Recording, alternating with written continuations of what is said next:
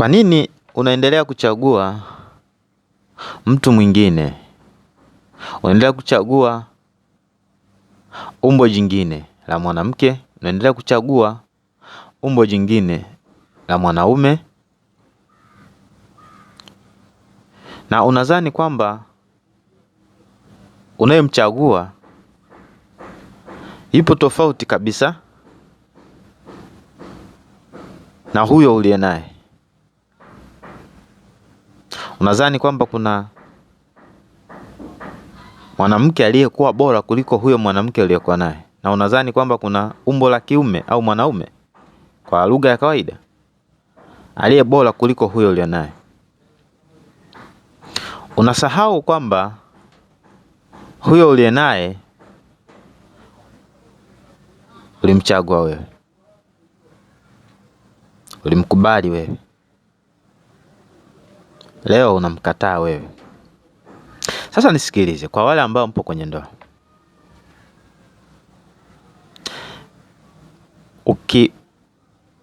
ukijitambua utamchagua mke wako, utamchagua mume wako uliye naye sasa hivi, ambaye unamtazama naye kwamba ni mbaya. Na wale ambao mmeshatoka kwenye mahusiano, kama ungejitambua ungemchagua mume wako huyo huyo, kwani mume wako ana faida nyingi.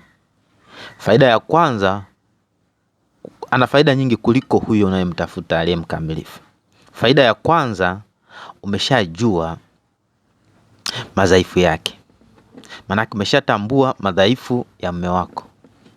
Hiyo ni faida ya kwanza aliyokuwa nayo, kiacha sa faida zingine zote zile.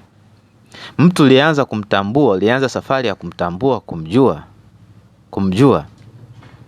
Ni rahisi zaidi kuishi naye kuliko yule ambaye humjui kabisa, ndo unaanza sifuri na hujui atatokea wapi.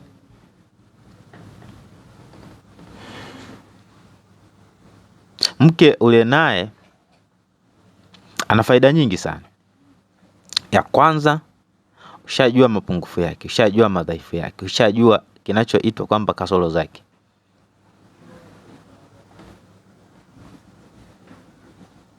Unaenda kumtafuta hujui kabisa.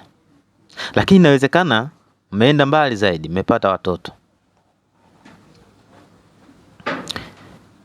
Kwa hiyo una faida pia ya watoto. Huyu unaenda kwanza naye, hauna faida yoyote naye. Basi, nini kinakusumbua? Ni kwa sababu hujajitambua. Ukijitambua, utamchagua tena mke wako. Kama watakusimamishia wanawake 10 mbele yako, bado utamchagua mke wako. Hata akiwa na mapungufu, utashukuru kwamba umejua tayari mapungufu yake. Unaweza kuanza kutafuta suluhu, namna bora ya kuishi naye. Ukijitambua, utamchagua mwenzi wako uliye naye sasa hivi. Salia na wakati mwema. Mimi ni MJ for people. Wasiliana na walimu au wataalamu wa masuala ya kiroho. Wasiliana na wataalamu wa afya ya akili, wakusaidie kujitambua. Wasiliana nasi tukusaidie kujitambua. Asante sana wewe uliyetazama video hii. Endelee kubarikiwa. Uendelee kukaa salama na wewe kabla ya kukaa salama na watu wengine. Bye bye for now.